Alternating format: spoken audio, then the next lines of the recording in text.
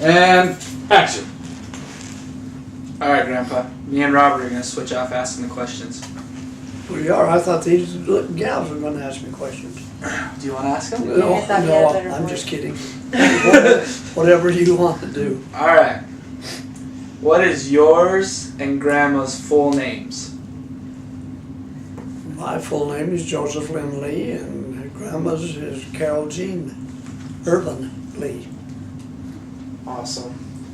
Second question is, where did you both grow up, and what was your house like? A house or houses? Both. Both of the houses? Yeah. Well, I grew up in Farmington, New Mexico, and I lived in just a common house, just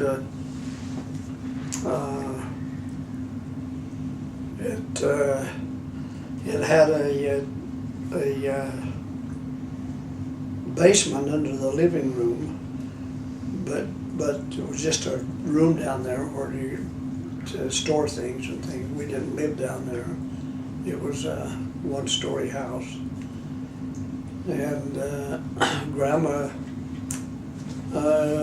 grew up two different places really. She started out in Kirtland, New Mexico, and I don't know anything really about her house there because that was before I met her.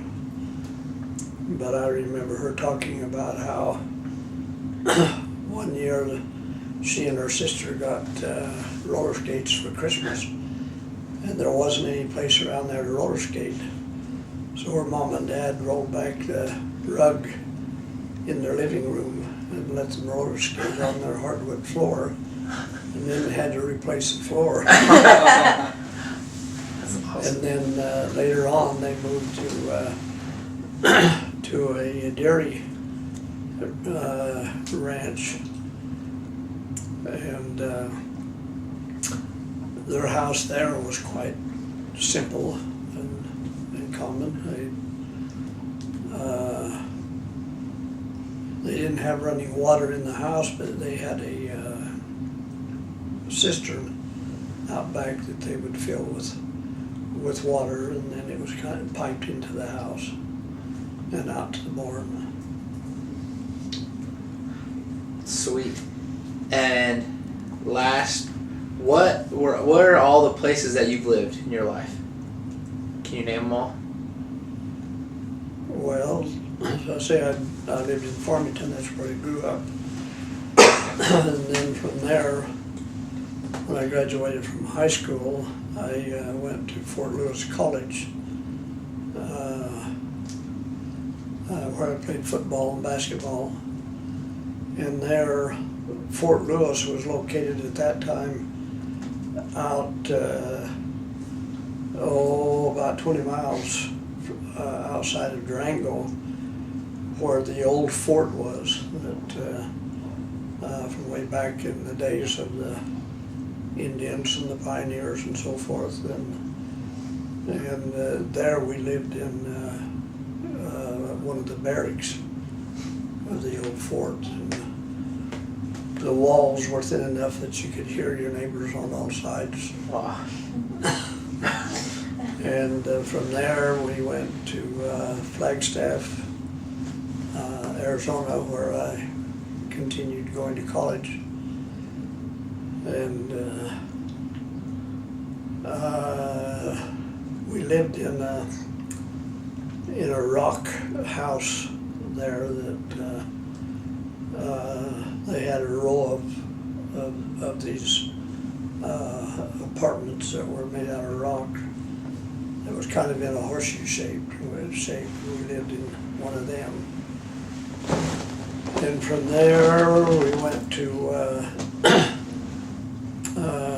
Dolores, Colorado, and we lived in a small house down on the Dolores River. And I remember our bedroom, when we put the bed in there, we couldn't hardly walk around from one side of the bed to the other because the room was so small. And we had two children then, and we had a rollaway that we would put up in the kitchen, and they would sleep on that rollaway, and then we'd put it up during the daytime. And from there we went to LaSalle, Utah, and we lived in a house there that it was actually on a big ranch, but we lived in the basement apartment of the people who ran the store there, and it was kind of a challenge because you know, they could come down in the basement anytime they wanted to. Yeah. And then we went from there to Blanding, Utah, and when we first went there, we lived in houses in a house that was in a complex that was built by the school district, and they were referred to as the teacher houses. Because there wasn't a lot of housing, and so the school district built houses for some of the teachers to live in, and we lived in the teachers' houses for probably a couple of years, and I decided that there wasn't much point in paying rent, and so I got a loan through the Teachers Association and built a house, and Grandma and I built it ourselves. My father had retired at that time, and he came up from Farmington to help me get started on it, because he had built some houses, and that's the house we lived in for over 50 years.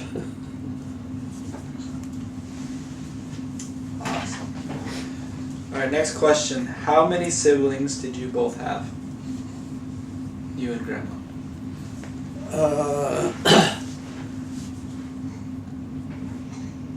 Grandma had two sisters, and I had 5 siblings, and one of them died of whooping cough before I was born, so I never did know him. And then I had a sister who was older, quite a bit older than I was, and she got married when she was 17 years old, and my mother wasn't very happy about it. And her and her husband were out on the Navajo reservation, and they were in a tent, and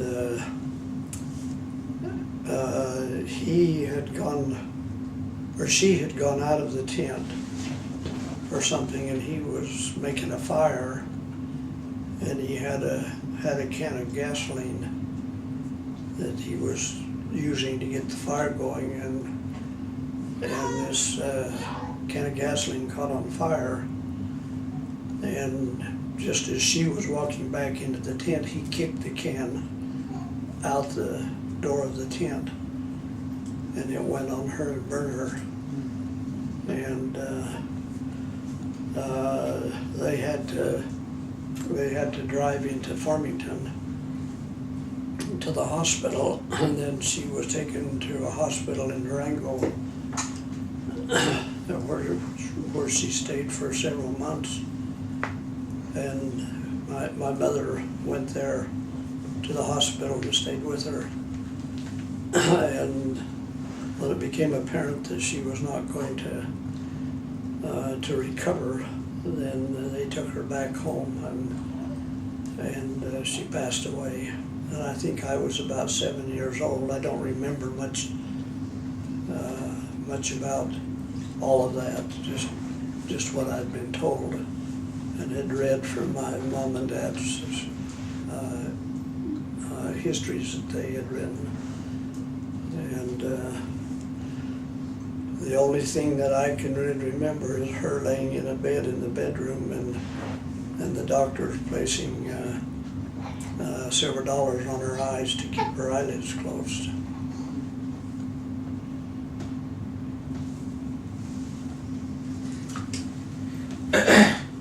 What was your first job, and what did you do for it? Well, my first job was just doing yard work for an old lady that my mother befriended. And then I just took care of her yard, mowed weeds and mowed lawn and so forth. But the first real job I had was working for a pipeline contractor, laying water line in Farmington, and I just helped digging out the trenches and so forth, and one day a pipe rolled on my hand, and it pulled some of my fingernails off, and so for the rest of that summer, when working there, I worked as a flagman, and which was probably the most boring job I ever had in my life. And I worked the next summer for the same contractor, and they was laying a pipeline from Farmington, New Mexico to Albuquerque, New Mexico, and we were out far away, and we had to camp out, and we stayed in tents, and I worked that summer as a welder's helper, and one day the pipes that were propped up fell on my foot, and so they had to take me into Farmington to the hospital, and I had to stay there overnight because there wasn't anybody at home, and the doctor wouldn't let me go home by myself. And those were some of the first jobs that I had. Do you know what Grandma's first job was?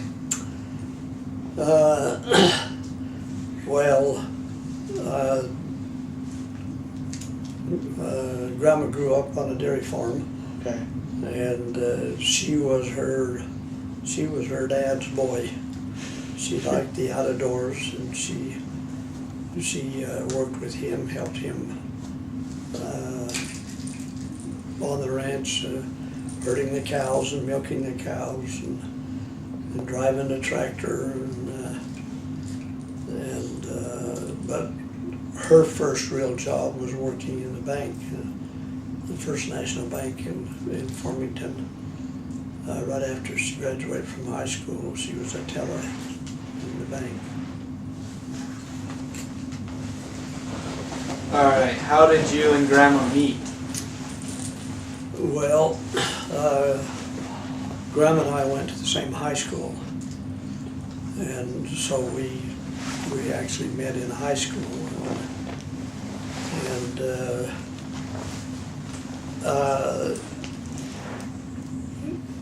Grandma really loved sports and the outdoors, and of course that was my life, was sports, and so we were just friends for a while, and she we would study together. Grandma academically was a brain. She was very smart, and she was a salutatorian of our high school class, and I didn't care much about academics. All I cared about was playing ball. So as long as I could maintain a C average, I was happy. But Grandma wouldn't let me get away with that. She kept after me and helped me. We studied together, and we liked to read the same books. Every time I'd go to the library to check out a book, I'd find out that Grandma had already checked it out and read it. And there was usually books about the outdoors, animals, and she just kept after me. And by the time we graduated, she had been on the honor roll, or the National Honor Society, and by the time we graduated, I was on the National Honor Society, and we eventually became more than just friends. And when we were juniors in high school is when we first started dating. Really the first time we were really together, kind of as a couple, and even then it was just kind of something that wasn't planned. But we were at a basketball tournament in Gallup, New Mexico, and Grandma was the cheerleader, and I was playing basketball, and between games we just kind of hung out together and decided that we kind of liked each other. That's when we started dating and becoming more than just buddies. Awesome. Okay, so now that we know how you met, what was your favorite date that you and Grandma had, and what did you do for that date? Oh golly, they were all favorites.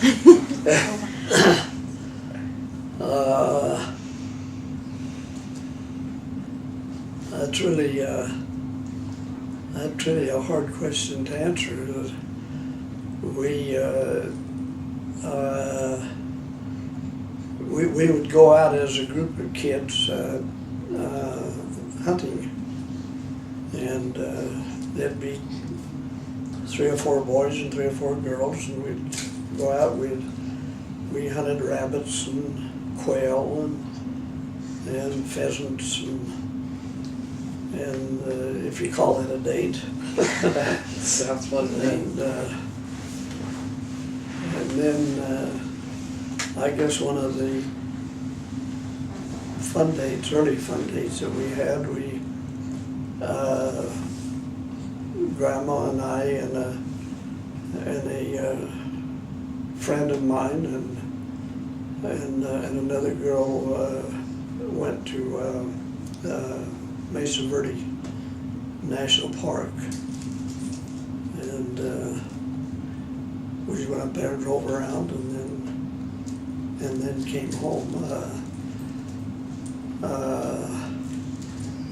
We would go to movies. Grandma lived out on the ranch, and I lived in town, and so the main times we would get together would be on Sunday at church, and then in those days we had our young men and young women's, or mutual as we called it, on a different night, and we would like to. We were taught dancing, and we would do that quite a bit. during our mutual nights. And we had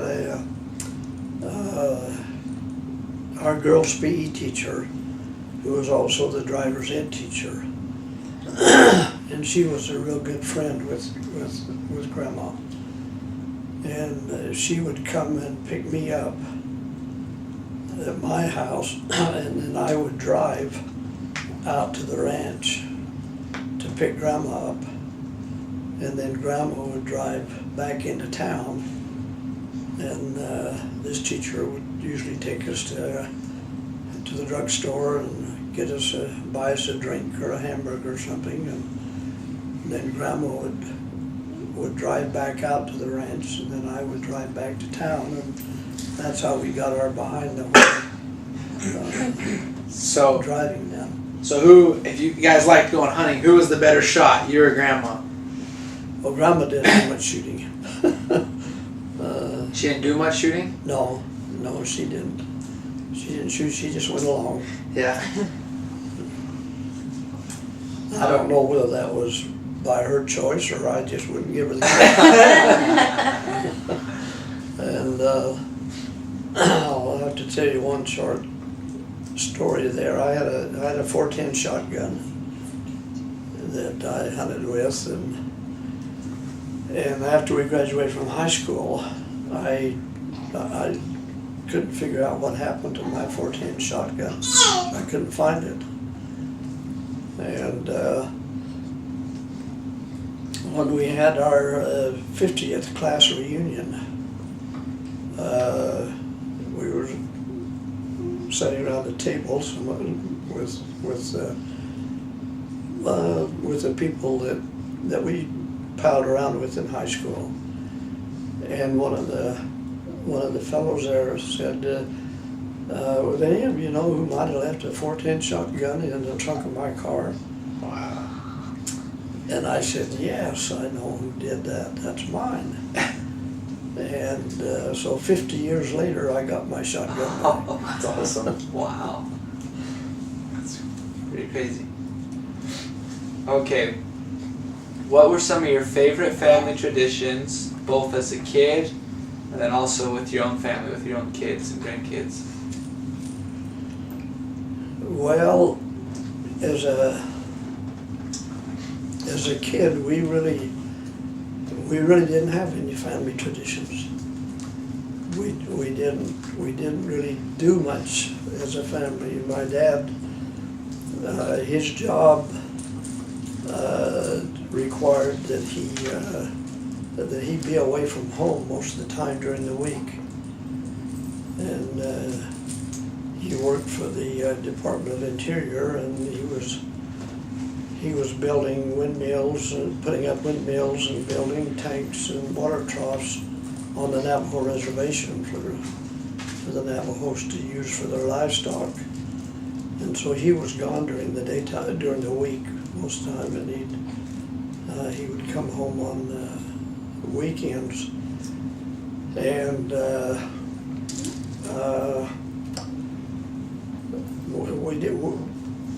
we really didn't have much when I was a kid. We were what we'd consider now to be poor people, and so we just really didn't do much. But I guess it was between my junior and senior year in high school, one of my brothers did talk my mom and dad into taking a trip down to Carlsbad Caverns in Juarez, Mexico. And that's the only family trip that I ever went on as a kid. The only other time that I ever went on any trips or ever stayed in a motel or ate in a restaurant was when I was playing ball and we were on ball trips. But I'd never stayed in a motel or eaten in a restaurant when I was a kid. till we went on that one trip as a family. Yeah. But Grandma, her family was poorer than mine, and but they did do more things as a family. They would go on fishing trips, not long trips, but they'd go fishing, and they were always having picnics outdoors, even at the house. Her dad would go out and build a fire and cook hot dogs or something, but they liked to do those kinds of things, so they did more as a family, but they didn't travel really, didn't go any place. Of course, when you're running a dairy farm, you don't get very far away from the ranch. But as our family, we always, as a kid, we always got together on Thanksgiving as a family. That's about the only time we got together as a family was at Thanksgiving time, and with my own family, most of our traditions were built around athletics, and we would always go to our kids' ball games, and all of our boys played sports, and one of our daughters, Laura, was quite an athlete, and we followed them around to their ball games. And,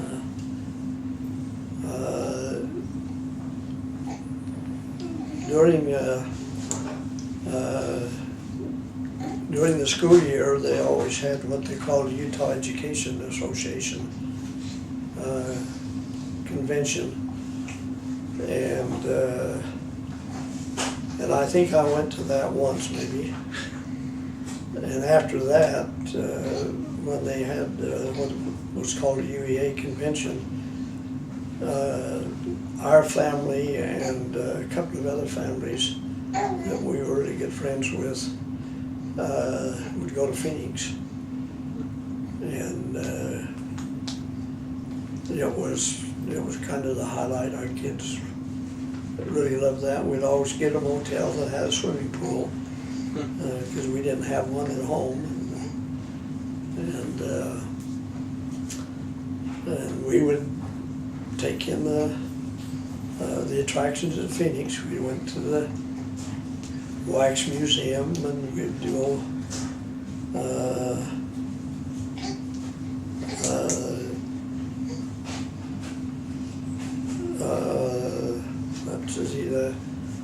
the kids liked to ride go-karts, so we'd usually take them, and we would go to the dog races were probably the big thing that we would do, and we would as a group we'd all put a nickel or dime in a cup and pick a dog, and we didn't do the betting that most of the people that went to the dog races for did, and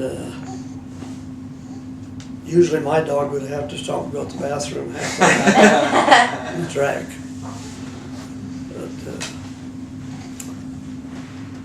But those were some of the things that we did.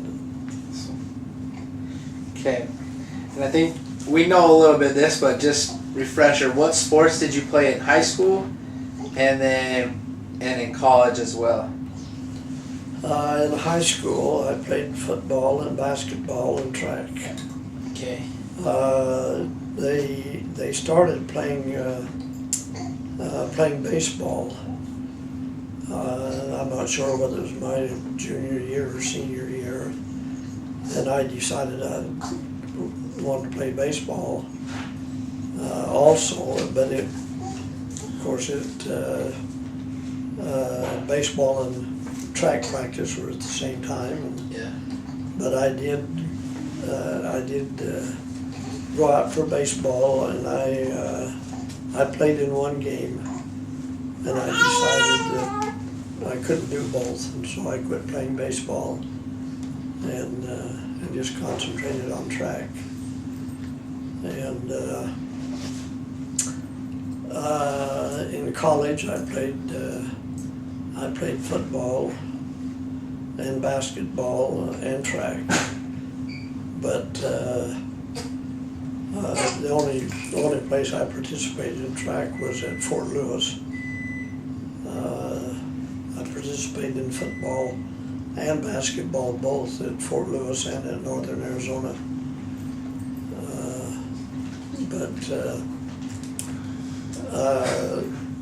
At Fort Lewis, we really didn't have a track, but we did fix up some high jump bars and so forth, and I did work out and actually went to a couple of track meets and earned a letter in track at Fort Lewis. Awesome. What positions did you play for football and basketball, and what did you run? In football in high school, I don't want this to sound the way it might, but I was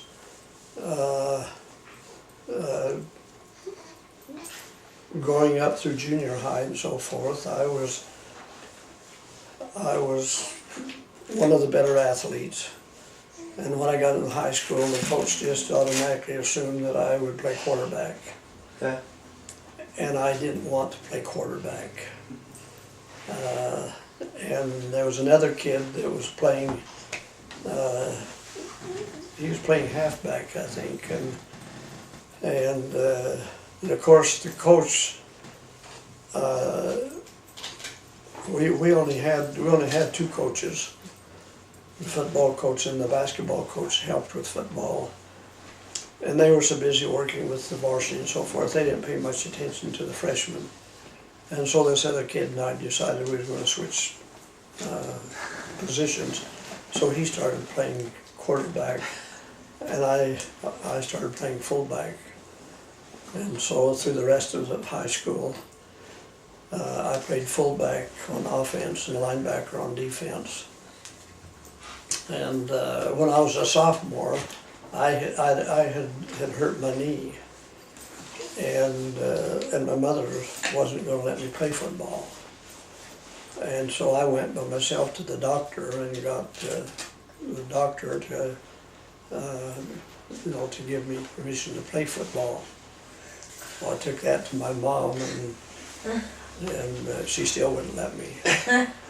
So I didn't play when I was a sophomore. And then when my junior year, then I went back and played. And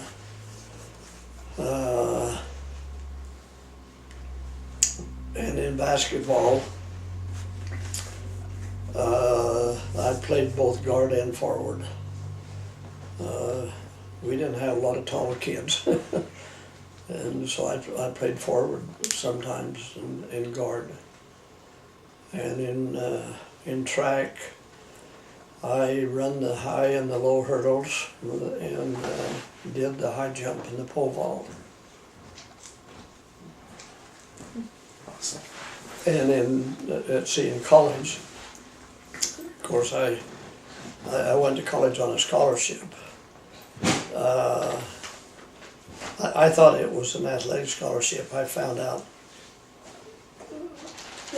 quite a while later that it was actually an academic scholarship, and they saved their athletic scholarship for somebody who didn't have as good a grades as I had in high school. Thank goodness for Grandma. Yeah, thank goodness for Grandma. And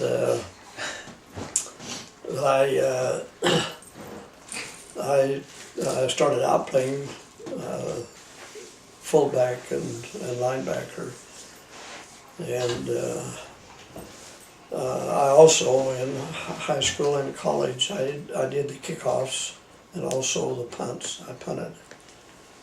And,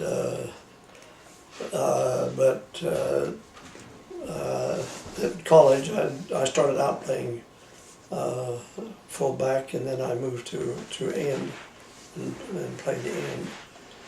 And but I still played linebacker on defense, and so I played both ways.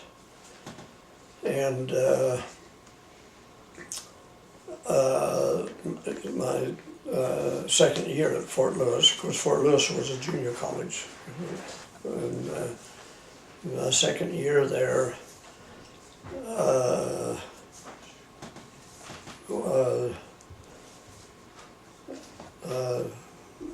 two of our ends got hurt in our preseason, and so the coach asked me if I would move to end and play end,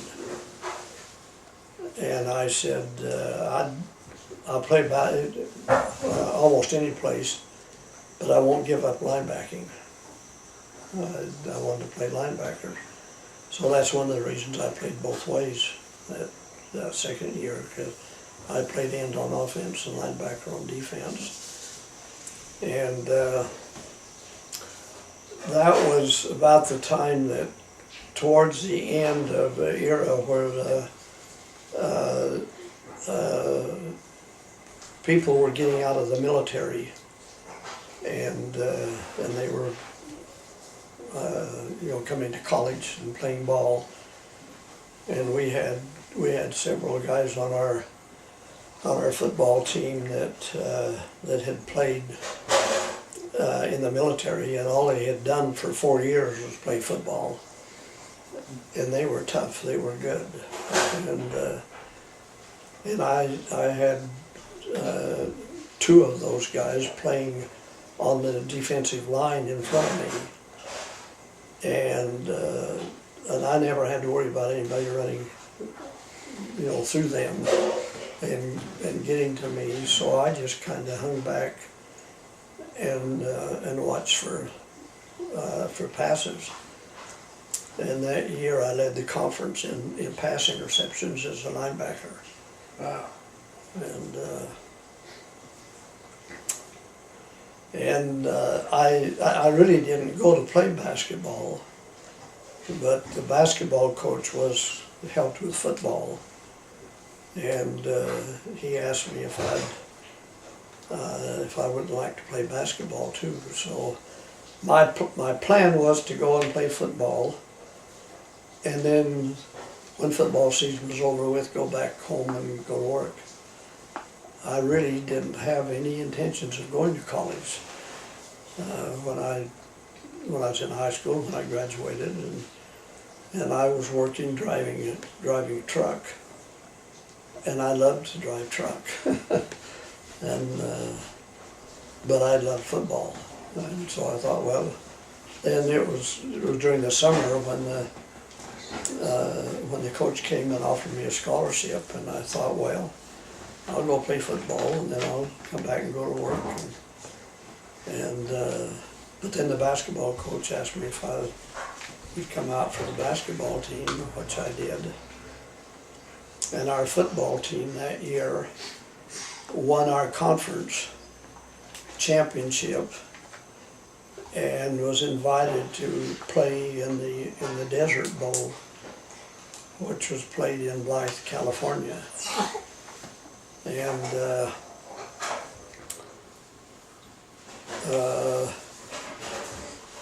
we were holding our own until halftime in the football game,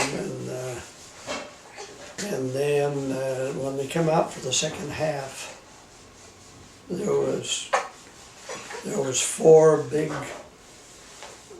black players that came out with the other team that hadn't been there the first half, and they ended up beating us. They were good. They were tough with those players.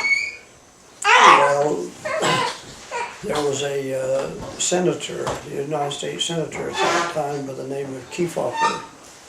And he was, his office was conducting investigations in all kinds of things. And I don't know why in the world they got involved in investigating community college football games. But anyway, they found out that those 4 big black players that played against us were graduates from UCLA. And so they ended up having to forfeit the game to us. And so it was a year later when they found this out, and they had to send us the trophy. So Fort Lewis has that trophy from that. And then in basketball, we won our conference in basketball, and we went back to, I think, Dodge City, Kansas, and played in the regional junior college basketball tournament, and we lost the championship by 1 point. Oh man. And if we would have won that, then we would have played in the national junior college tournament. And then when I went to northern Arizona, I played football the first year, and then the basketball coach was really a nice fellow, and he asked me if I would come and work out with him in basketball. And of course I was married and I had 2 children, and he already had his basketball team really, and but he just wanted me to come and work out with him, just just to give the varsity, his main team, some competition. He told me I could travel with him if I wanted to. If I didn't, because I had a family, I didn't need to. And so I spent that year doing that. And then the second year there, and I won't go into details as to why, but I just discovered that it wasn't any fun anymore. And I played football because it was fun. I loved the game, and I played it because it was fun. And there were circumstances that made it so that it wasn't fun anymore. So I decided I wasn't going to play. And at that time, I thought my scholarship was an athletic scholarship. And so I went to visit with the president, because I'd been told that the regulations were that if you lived in Arizona for 12 consecutive months, you would be considered a resident as far as tuition for college. And I had been there that first year, and then I stayed during the summer and worked. And so I had lived there for 12 months, so I went to talk to the president to see if I would be considered a resident and not have to pay non-resident tuition. And when I explained the situation, he said, "We don't have to worry about that because your scholarship is an academic scholarship." And so I had my scholarship. That's probably a relief.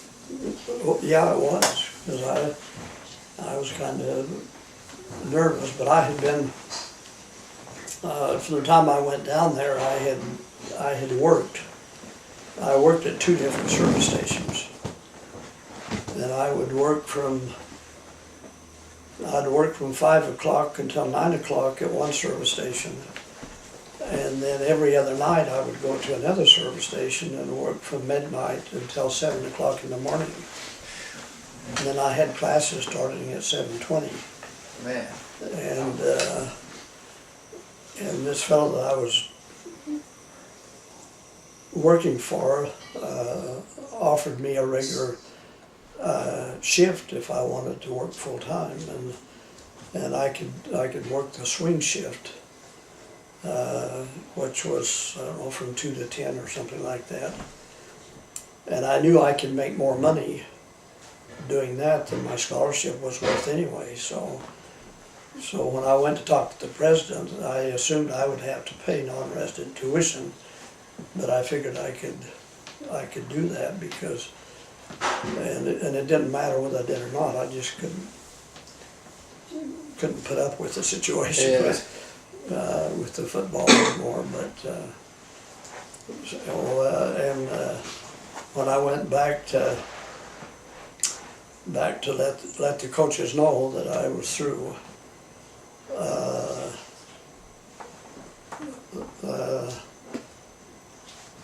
the basketball coach was there, and he had me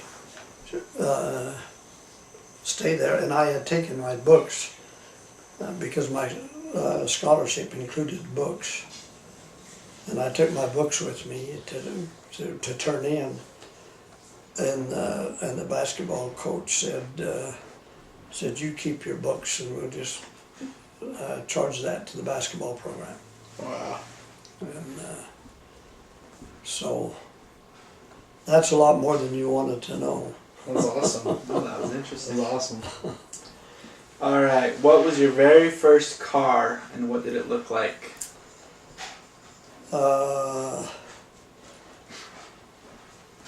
My very first car was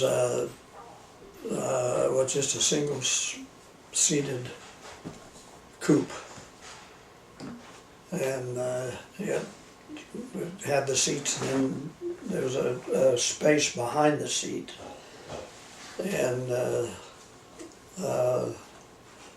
big enough for a crib for a baby. And when we left to go down to Flagstaff to go to school, during that summer I had painted that car just with a brush. And anyway, we had two little kids, and they rode in the space behind the seat. And later on, when I got ready to get rid of that car, the salesman said I could offer you more for it if he hadn't painted it. What color did you paint it? Green. Two-tone green. Awesome. All right. How did you propose to Grandma? Well, this is a good one. I didn't. Grandma proposed to me. We were at a basketball tournament our senior year in Albuquerque, and between games we were just there in the bleachers, the cheerleaders and some of the players, and one of Grandma's girlfriends said to Grandma, when are you going to propose to Lynn? Said, if you don't, I'm going to. And so Grandma did. So that really is how the proposal went. Okay, so. But I did ask her dad. She didn't ask your dad? She didn't have to ask my dad. But when I asked her dad, I went out, we had it all set up, and I went out to the ranch, and we knew he would be out in the barn milking, and there was a valve in the water line over by the house that went out to the barn, and when you turn that valve, it kind of rattled the pipe. that went out to the barn. And so the plan was that I would go out to the barn where her dad was milking cows, and she would stay in the house. And when she got ready to come out, she would turn that valve, and I would know she was on her way out. And I was so nervous. And I didn't do anything until I heard that valve or that pipe rattle, and I knew she was on her way out. And I believe her dad said something to the effect, "Is there something you wanted to talk to me about?" and so that's when I asked him if it was all right.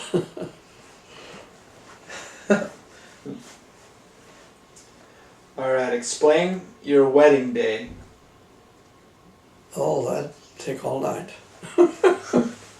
Well, give us a brief outline. Well, we had talked about getting married and so forth, but we hadn't really made any plans or set any dates or anything. And we were at church one day, and after the meeting, the bishop asked me if I'd come into his office. And so I did, and he asked me what our plans were as far as getting married. And I said, well, we plan to get married as soon as we could save up enough money. And so I said she was working at the bank, and I was working for her uncle driving truck. And the bishop said, if you wait until you get enough money, you'll never get married. What you probably understand. and at that time, the Arizona or the Mesa Temple didn't have air conditioning, and so it closed down the 1st of July, and I think it was closed probably through August, I believe. But anyway, the bishop said that the temple would be closing the 1st of July, and this was the middle of June. And he said, I think you need to make plans to get down there and go to the temple before it closes the 1st of July. So we started making plans, and we left after work on the 28th of July, or June, and drove all night. Got to Mesa at 4 o'clock in the morning. And I had an aunt who was a worker in the temple, had been for years, and she lived close to the temple. And so we went to her place and slept, were rested for 2 or 3 hours, and then we went to the temple at 7:30 that morning, and she'd made all the arrangements for us and everything, and we were sitting in the chapel waiting for the session to start, and one of the presidents, he came in and asked me for our marriage license. And I said, I don't have a marriage license. And he said, you have to have a marriage license. So we had to go get dressed and drive into Phoenix to the state capitol and get a marriage license. And my father was with us, and and Grandma's mother, and then my brother and sister were with us also. But Grandma wasn't 18 years old yet, so she had to have parents' permission to get married, and luckily her mother was there to give permission. I didn't have to because I was 18, but my dad was there if I'd have had to. So anyway, we got our marriage license, drove back to Mesa, to the temple, and went through and got married, and I think it was 4 o'clock that afternoon when we finally got out of the temple. And so anyway, that was our experience. And so what was the date? The 29th of June. 29th of June. Mm-hmm. What is something that not many people know about you?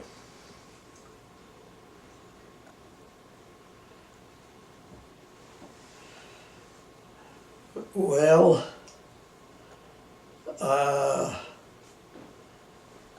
I guess not many people know. As I was growing up, I was very insecure. I didn't have any confidence in myself. I didn't think I was very smart. I didn't think I was smart enough to go to college. And I was very self-conscious. I had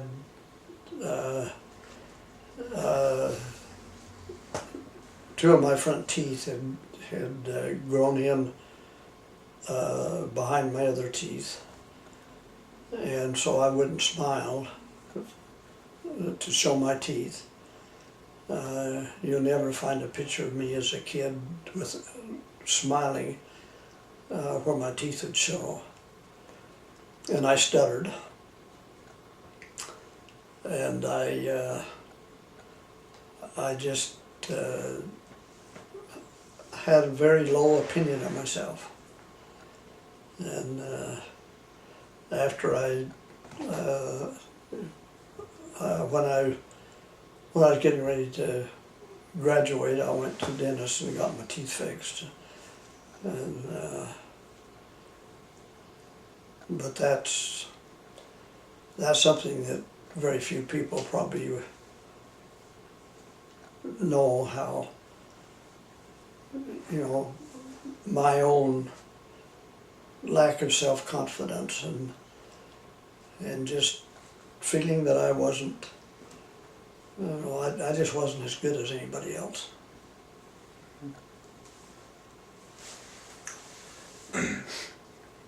All right.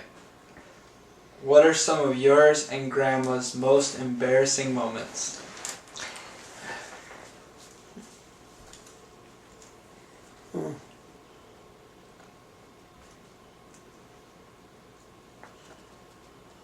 I just really can't, you know, can't think of any. Grandma was so, I don't know, she was so outgoing and so bright and intelligent, and you know, she and because of her, she helped me build my self-confidence, and I just, you know, I just can't really think. Well, I guess I'll take that back. I guess when we got married, and I didn't know enough to get a marriage license.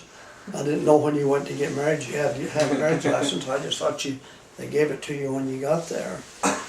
And then when we were sealed, and the sealer asked for her asked me, you know, for her rings, I said, "Oh, I left them down in my pants pocket in the locker."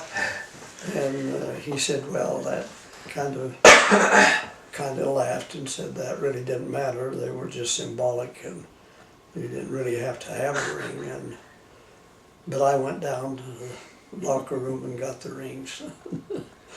And I was kind of embarrassed about that. And I'm sure I've had a lot of other embarrassments, but Well, really quick, it may not be embarrassing, but a story that I've heard that I always remember is the time you shot yourself in the leg.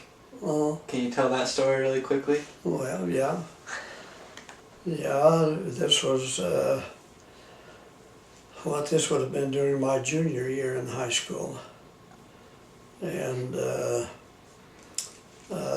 friend of mine,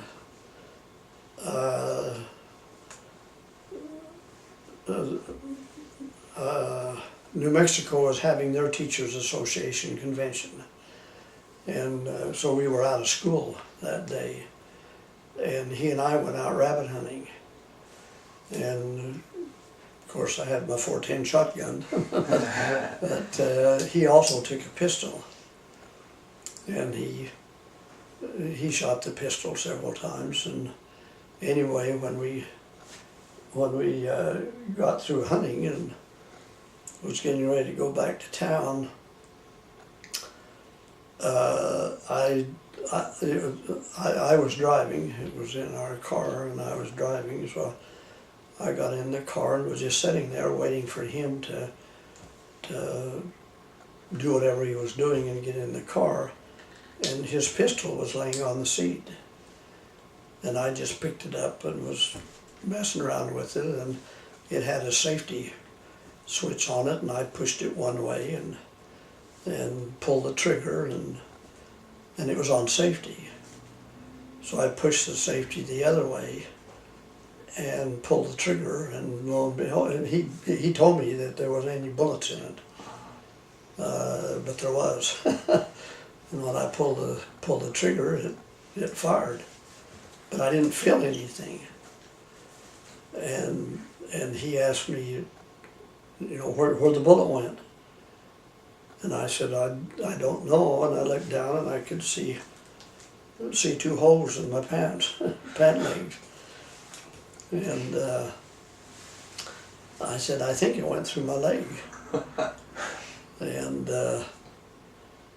he said, well, we better get to town, get to the doctor. And I said, okay, get in. And he said, well, you better score and let me drive. I said, oh, I'm all right. Because, like I said, I didn't feel anything.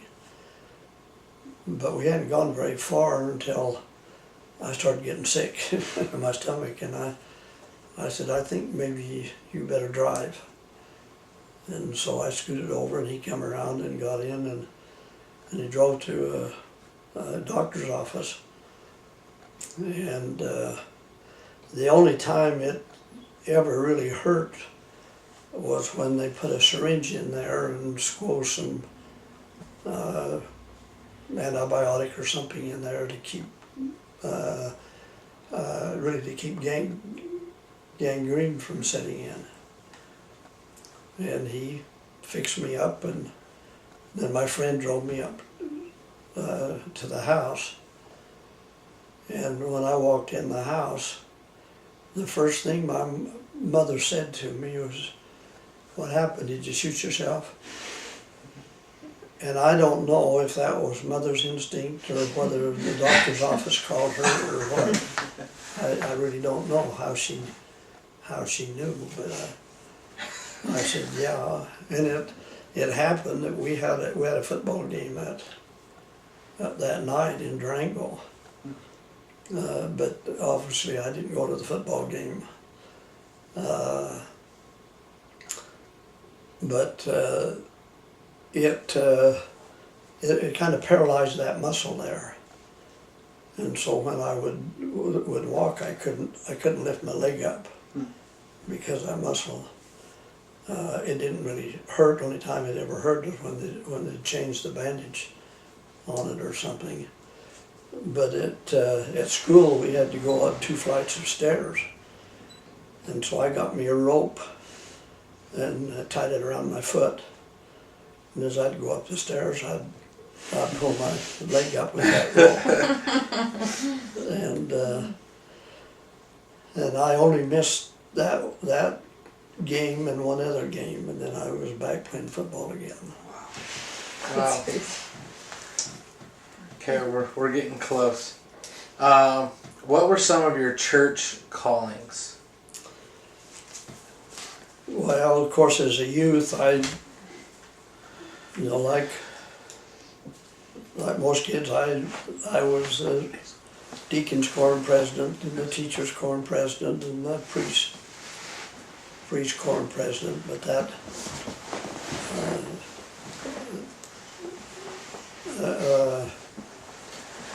and I guess, let's see, when we moved to Dolores, and was living there and going to church in Cortez, it was a branch at that time, and I was called as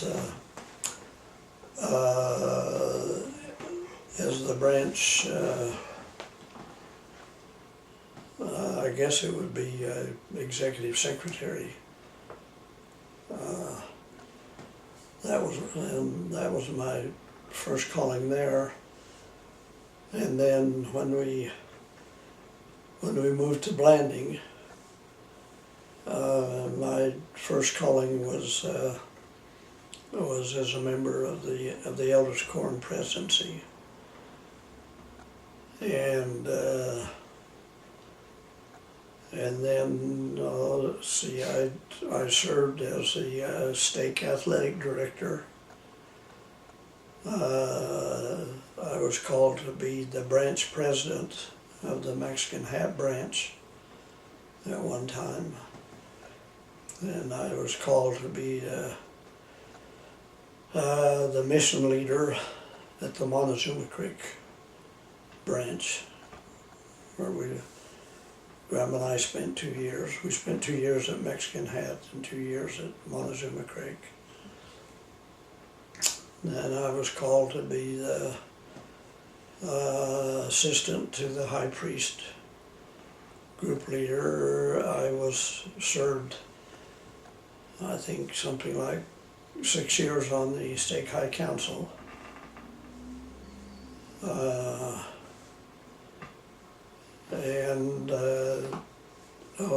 I served as a teacher development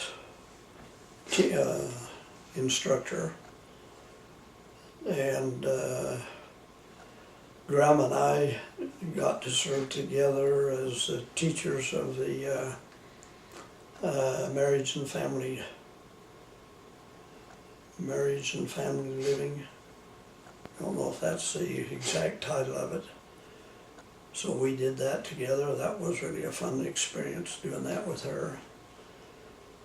And then we were both called to be ordinance workers in the Monticello temple, where we served as ordinance workers for several years.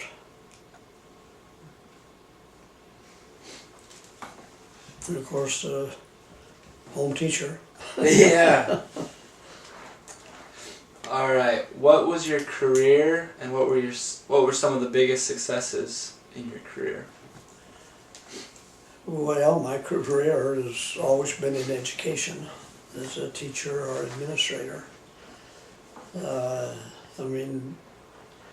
What I really wanted to be as I was growing up, I wanted to be either a truck driver or a big game hunter. I loved driving trucks and I loved hunting. And the last thing I thought I would ever be would be a school teacher. I didn't like school. But I started out as a teacher and a coach. And while I was at Dolores coaching and teaching, I taught shop, woodworking, and I taught world history. And I served as a principal there at the high school for 1 year. And then I was the principal at Sal Elementary School for a year before I went to Blanding. and I went to Blanding as the high school principal. And I was the high school principal for 7 years, and then I went into the district office and was in the district office for, golly, I don't know, 10 years. Then I was the, what they called it, administrator of compensatory education, which included Indian education and vocational education and adult education. Everything that nobody else wanted to do. And then I had an opportunity to go to work for the College of Eastern Utah, and with the idea of creating a college campus in Blanding. And I spent, I don't know how many years doing that, but that experience was something that very few educators ever have the opportunity to do. Most educators go into a situation that has existed for years, and you just carry on what has been going on. You have a lot of influence on students, and you know, you may do some good things, but when you retire and walk away, you know, there's nothing there that identifies you. And creating a campus where one never existed. There was nothing there but sagebrush and rocks and jackrabbits, and now there's a campus. There's buildings. There's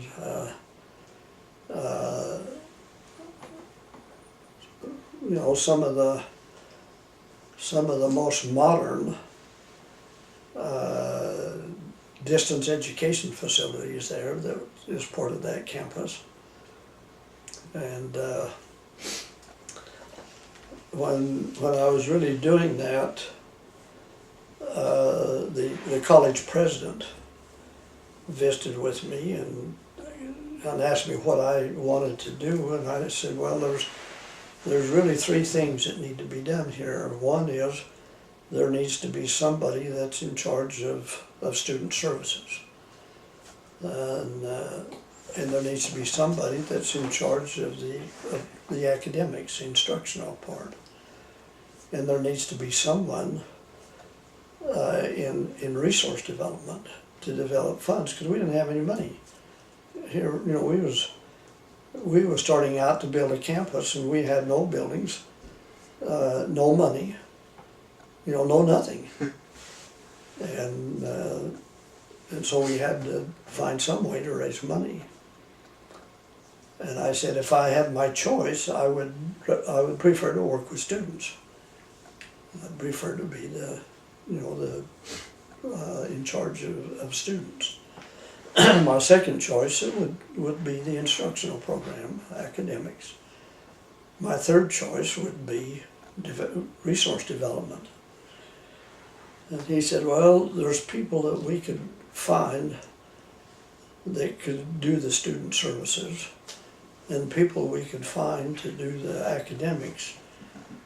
But he said, I don't know anybody but you that could raise money. And so when I started out, I was in charge of the student services part too, but my main role was resource development, raising funds. And so I spent my time politicking and writing grants and raising money to build that campus.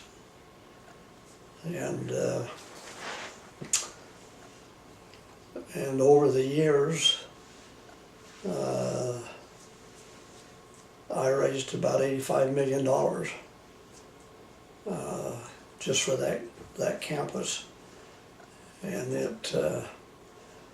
it really is, it's small, but, and I always said that we can't be everything to everybody, but what we do, we're going to do the best, and I believe we did that. People couldn't believe, the kind of faculty we had in such a remote area. And a lot of people ask me, how in the world did you ever build a college campus in such an isolated rural area? And I'll tell this to whoever's listening too, that my answer was always, if you don't know anything about what's referred to as the San Juan Mission, there isn't any way I can explain it to you, because there's no logical reason why there is a campus like this in this area.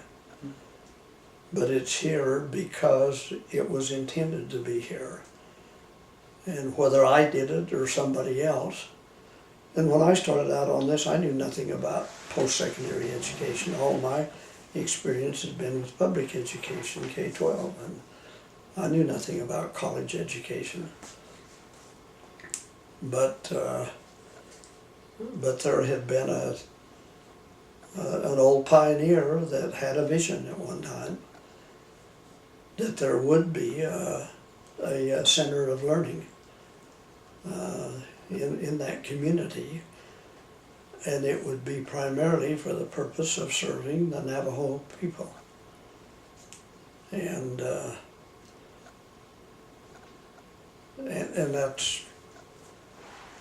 that's the reason it's there. It's not there because of me. It's there because I just happened to be in the right place at the right time. And as I said in the beginning,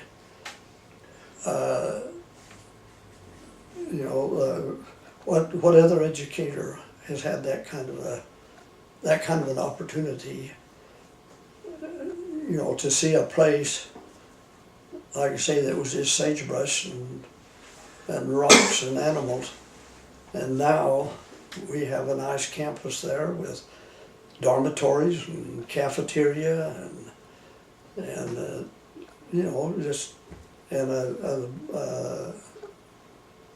outstanding technology building and program, and we were one of the leaders in distance education. When we started doing that, most of the distance education was done by satellite. And with satellite, you can have two-way audio, but only one-way video. So you could hear back and forth, but the students really couldn't see anybody. And if they did, it was only the teacher. But we developed two-way audio-visual, interactive, where we could be delivering classes at any number of sites, and the students could see each other and the teacher, and they could communicate. We even had romantic relationships develop between students in communities that were hundreds of miles apart, and but very few people understood the two-way interactive. When you talk about distance education, they always had in mind the satellite delivery. And a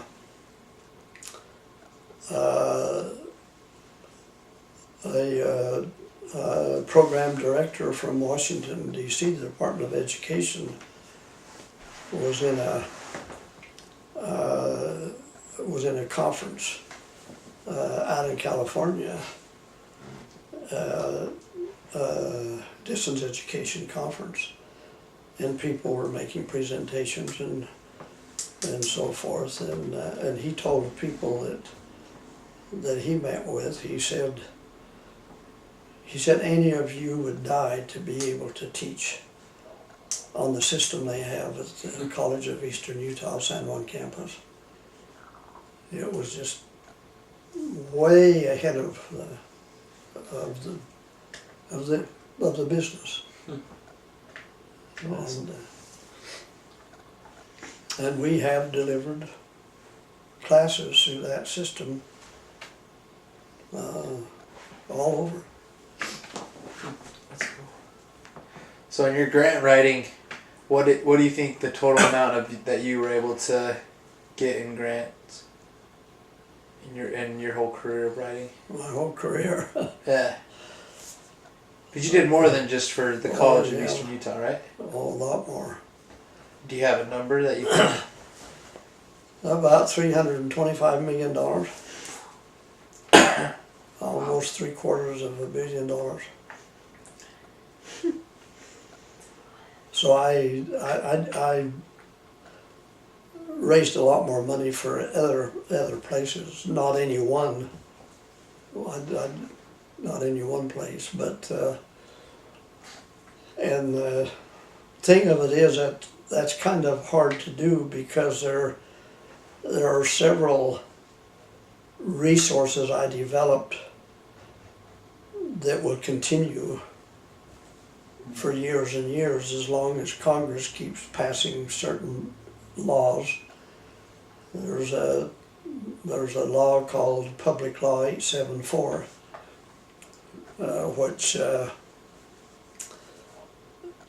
which was passed during one of the wars, and I'm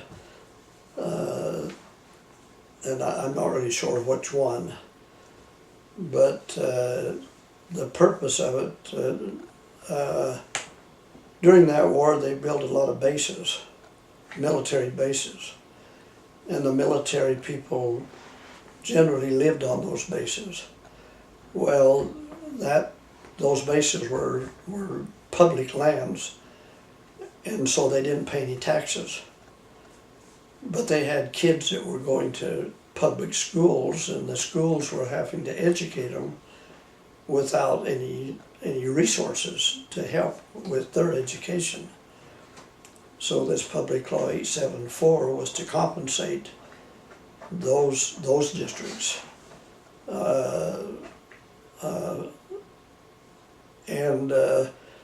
Like I say, it was intended to help with the people on military bases, but the way the law was written, it said public lands. It didn't say military bases. And right after I went to work in the school district office, I saw some information on Public Law 874, and so I went to the superintendent and said, "Don't you think that we ought to apply for some of these funds?" And he said, "Well, no, it won't do any good." He said, I've checked into it twice, and there isn't any way we can qualify. And Public Law 874 wasn't funded under the Department of Education, it was funded under the Department of Interior. And my father worked for the Department of Interior for years and years, so he knew, some people that had some knowledge and influence. And so I told the superintendent, I think we ought to at least check into it. So he finally gave me permission.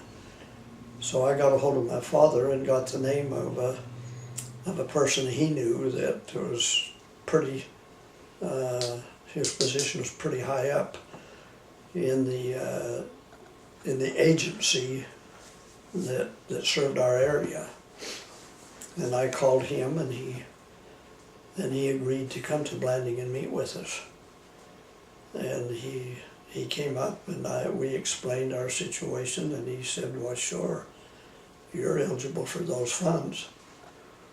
But he said it'll take 2 years before you will be able to get them, because all of this has to go through Congress. They have to appropriate the money and so forth, but you're eligible for that. So, and we had to do a big survey to, to identify all of the kids that lived. And see, with us, there's the Navajo Reservation, and that's public lands. And in fact, over 90% of San Juan County is public land. Oh. Forest Service and BLM, national parks, the Ute land and Navajo land. And so, like I say, we had to do a survey and get signatures and so forth, which we did.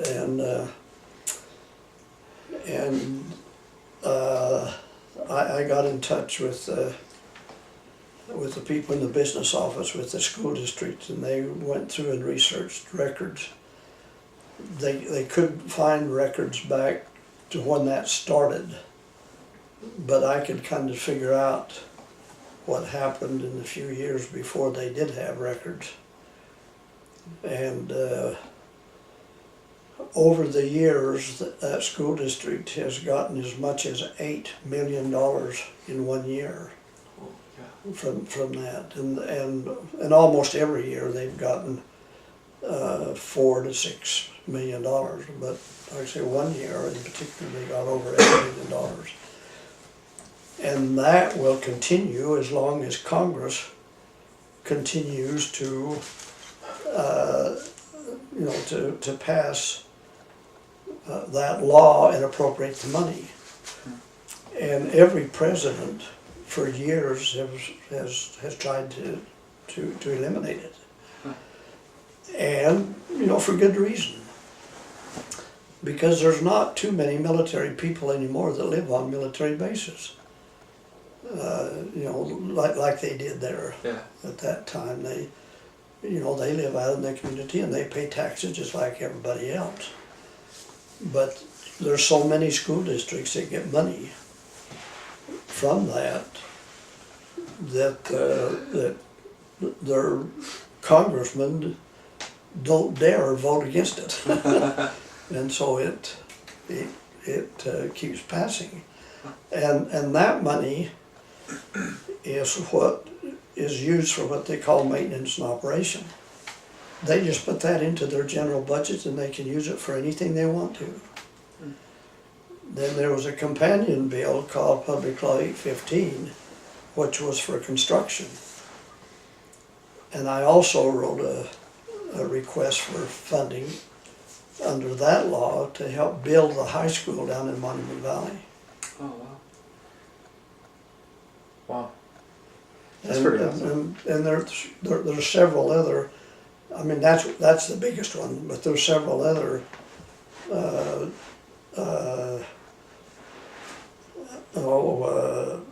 sources that I've been involved with that are sources that will continue year after year for I don't know how long. That's pretty awesome. Alright, last question. What is one of your favorite moments or memories with or of Grandma?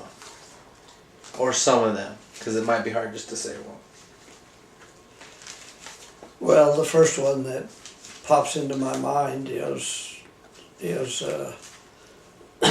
us working together in the temple.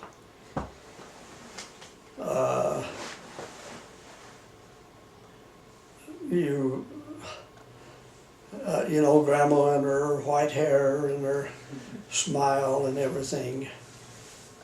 And if there was anybody that ever looked like an angel, she did when she was all in her temple clothes. And that's my greatest memory of her. But she didn't always have white hair. She had dark brown hair for years, but her hair did turn white at a earlier age than most people. But that's number one. And I remember giving a talk in church one time, and I said, if any of you want to really see what an angel looks like, you come over to the temple on Thursday night and look at Sister Lee. And one of the other things is how she got so wrapped up with sports. I mean, she was more avid than any of us men. And if there was a ball game on TV, she was right in the middle of it. And if anybody did anything, she jumped higher and hollered louder than anybody. And when we moved to Blanding, the Atlanta Braves had a baseball player by the name of Dale Murphy, and he was a member of the church. And so Mom fell in love with the Braves, and she used to actually keep a scorebook of the Braves games, and she knew their stats.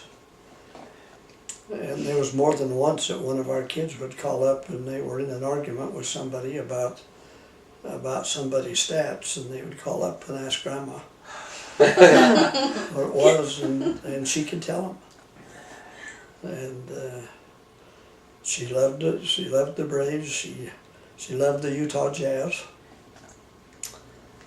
And she has a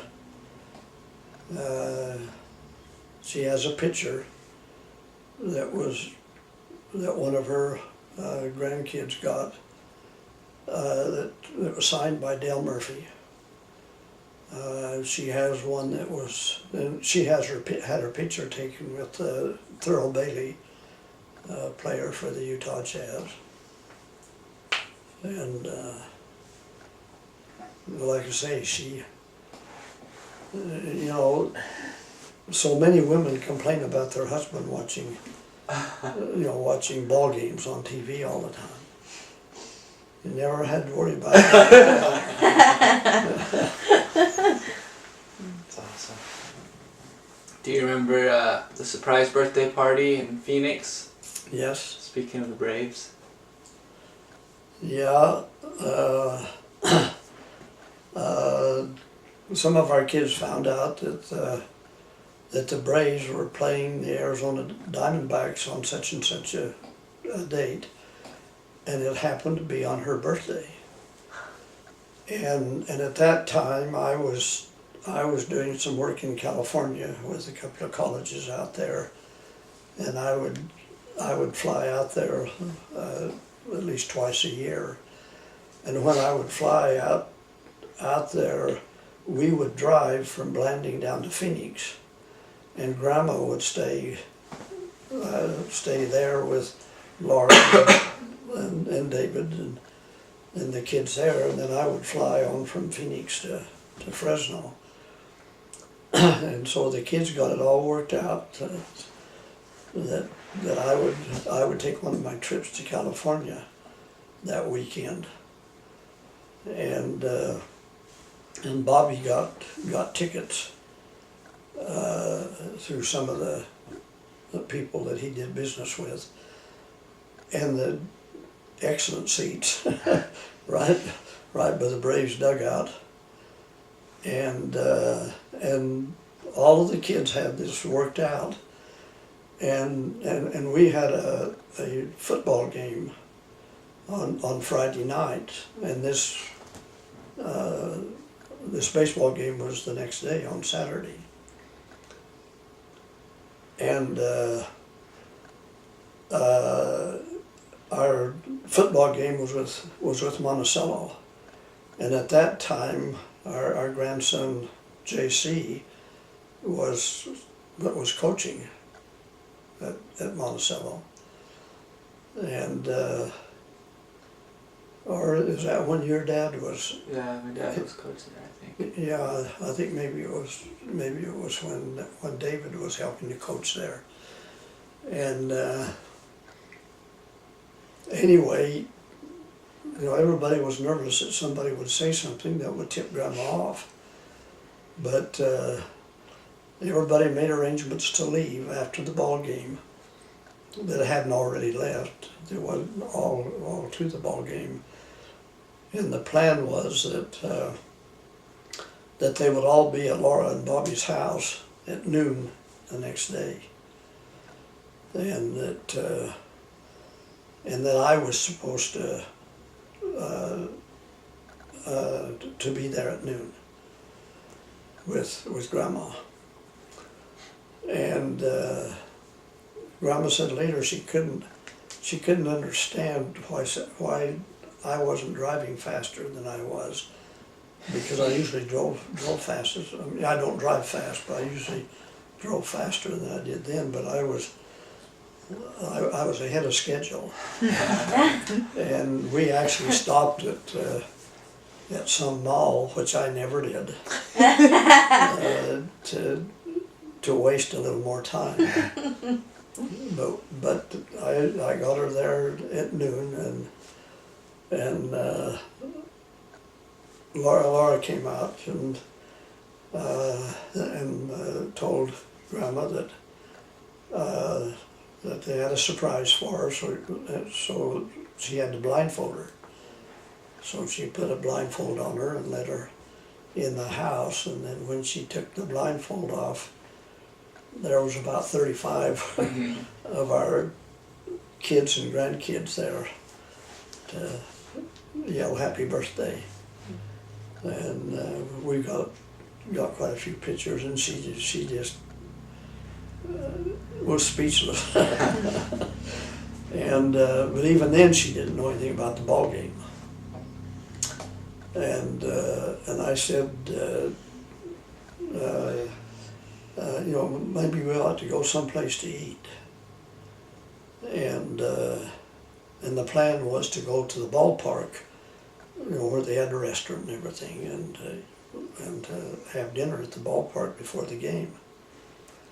So we piled in cars and was driving down the ballpark. And Grandma said, "Why are we going so far? There's a lot of places to eat," you know.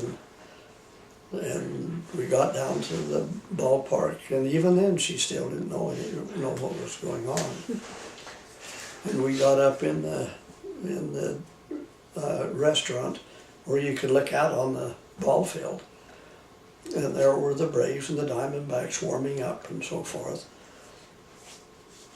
And but she still didn't know we were going to the ball game.